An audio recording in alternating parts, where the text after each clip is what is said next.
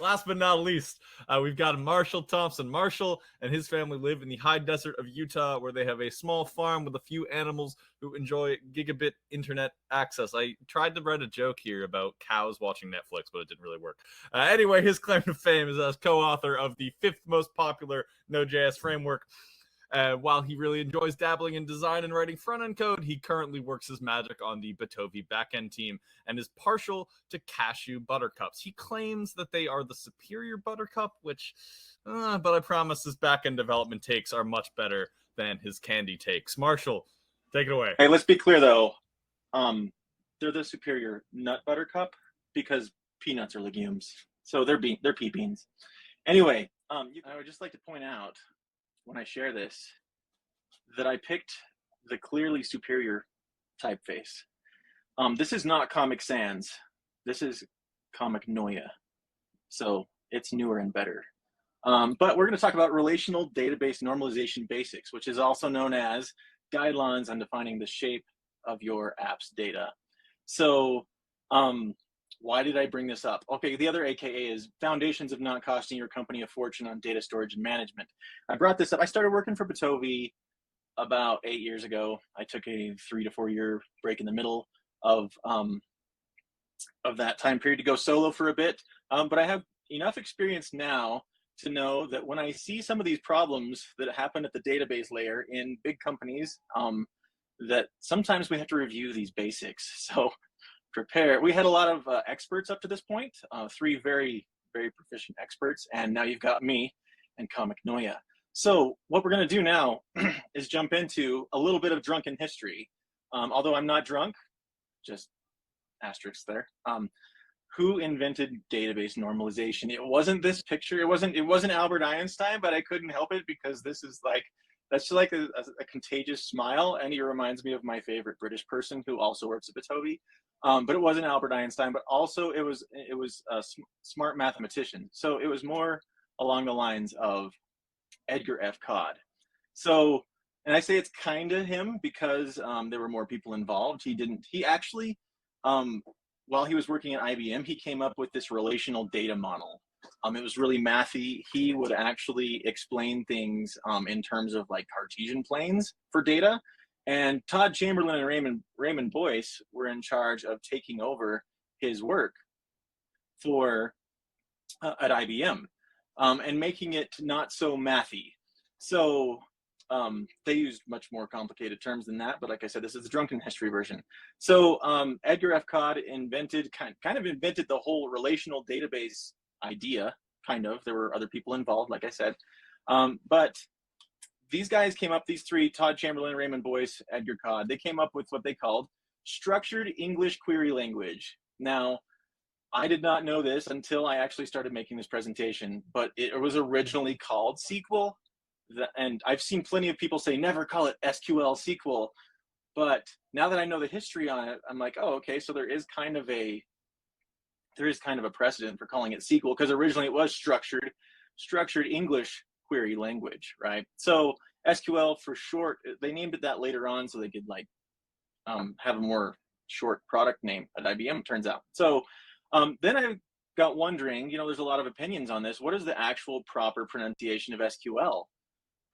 So I thought, what better place can we go than the source of the English language itself, which is England, right? I think. Drunken history again. So let's just assume it is. So I got this quote from Jen Barber. She works at a very well-known company, huge company in England. And, she has it on good authority that SQL is actually pronounced squeal.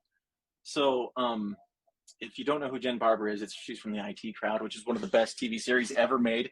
There's lots of inappropriate British humor in that, and I love it. It's one of my favorite shows. However, don't pronounce it squeal. Please don't ever pronounce it squeal. So let's stick with just SQL or SQL. All right, now jumping into the why of database normalization. So we have things like don't repeat yourself, keep your code dry. The same principle kind of applies to data. Let's not have a lot of repetitive data.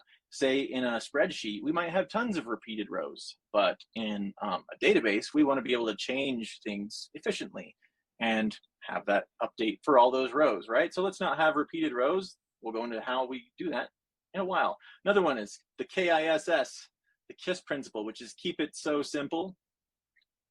Some people say keep it simple, stupid, but there's nobody stupid here. So we're going to stick with keep it so simple. And probably the most famous one that we have is biped scilupa familiac, which is because poor database structure can cause a lot of problems and funnel money out of your company. So that's a lesser well-known one, but it's completely real, I promise. So we're going to move on now. What does database normalization look like? So here is a set of data. It's a year, make, model database for cars, right? Trucks, vehicles. So database normalization is the process of taking something that this works really well for humans, but what should this look like for a machine? Like, how can the machine think of this in the most efficient way possible, while at the same time serving the needs of data storage and how we need to use it? So basically, we're going to break down this into this kind of stuff. I got this data from teoalita.com when a client approached me and said that their API provider for year, make, model database disappeared. So that's the source of this. But what I'm going to do is focus on, we're just going to take a couple of rows of this database and focus on these three database normalization forms. I think there are actually 8, maybe 9. Anyway, we're going to focus on the first 3, the most basic ones. Why? Because these ones are the ones that I see violated the most often, and they're the simplest. So let's just review these and make sure they don't happen. So they're categorized by 1NF, 2NF, and 3NF, which is called normal forms. So it's just techniques for managing how we're going to structure this data to be supportive, not only for our bottom line, but also for our apps. So first normal form is to simplify complex attributes. So in this case, I had to make this up a little bit because technically you would not have an accurate NSX be both a second generation and a third generation. Typically you'd say, okay, 2018 would be second generation. Now 2019 could be third. But let's just suppose that you did have an accurate NSX that was both a second and a third generation sports car. So we would want to break that up into, that's the first step, first normal form, is to split that up into 2 separate rows. So now we end up with 2 rows, one has second, one has third. Pretty straightforward. Simplify complex attributes. So this array becomes 2 separate rows. Next, we're going to move on to 2NF. Second normal form includes, it automatically implies first normal form, but also all rows have a primary key. So in this case, we're going to take our Excel data for these 2 rows and we're going to add primary keys. So they each have a unique identifier at the beginning. This is actually the one that catches up teams the most. I've seen actually teams that are sabotaged for over a month of work combined with the number of person hours, over a month of work and wasted just from not having primary keys on the database. You know, they get creative and do other things, but this is a real simple one. If you keep that primary key there, you'll thank yourself later on. Next one is third normal form. So this automatically implies second normal form, but also means no transitive dependencies. So what is a transitive dependency? Well, it's kind of like, can we change a column value without creating an inconsistency? So if we change the word Acura here, does Acura actually mean, do these 2 things represent the same thing, even though they're just 2 5-letter strings, right? So we want our database to be accurate. So we're going to identify where all of our transitive dependencies are. So a transitive dependency in this case is kind of like what is it called? The transitive law, actually, in mathematics, right? So if A is greater than B and B is greater than C, then A is also greater than C. Little side story here. I used to think that in 3rd grade, when I learned about these whole greater than things, that B was like had the alligators eating A, and so B was actually the greater one. It just confused me for years, and so I finally figured out that this year as well. But there are the point here is there is not a direct relationship between the records, so we don't have anything that says this Acura is the same as this Acura, but there is a relationship in function or meaning. Okay, so back to our data here. So Acura in each row represents the same entity. So we shouldn't have to change multiple rows to change the name of a single entity. So how do we treat this? Well, what we end up doing is we take that Acura, we recognize that it's the same entity, we split it off into a makes table. So now we have our year, make, model table here, which we're now destructuring, well, technically we are normalizing it into makes. So now we have an ID of 1 here, and now in our new table, we end up with a make ID pointing to this ID. So pretty straightforward. This is now defined in one place, and these all reference it. So that is a relationship. So now we have models. The model NSX is also a transitive dependency, and we can break it out and give it a unique identifier as well. And now everything is referencing those.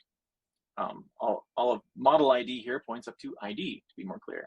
All right, generation, is it a transitive dependency? Well, I had to actually bring in another row of data here. So let's just suppose that we have a 2000 Dodge Dakota. It's actually a small truck. Well, it's also second generation, we'll say. So yeah, generation 2 is a transitive dependency because it has the same meaning across vehicle manufacturers. So we have to consider all the data, not just the data we can see. So in this case, we're going to break it out as well. And ta-da, here we have second generation and third generation, each with their own unique identifier, and we point to those appropriately. All right, moving on. So class is also a transitive dependency. Sports car has the same meaning in both cases. And finally, year. Do we mean the same thing when we say 2018? Yes, so it's the same process. So we just split out, make a new table, and keep moving on. So what we end up with is the before and after of here's our spreadsheet excerpt. And to make this more machine readable, we split it out into these tables.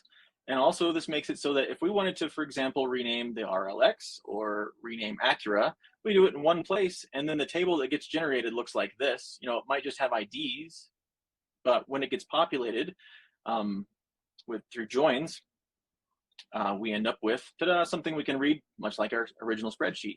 So again, the whole point of this is to save a lot of money, because your data structure is basically the foundation of everything else that your app is built on. So if you do it right the first time, then you get to enjoy the benefits of that. Granted, I don't know if it is possible to just do it all right the first time, but let's just put do it right the first time and go and move on. So again, I had to put that at the end. He's just, that's a cute picture. I hope to be that cute when I get that old. So anyway, that's the end.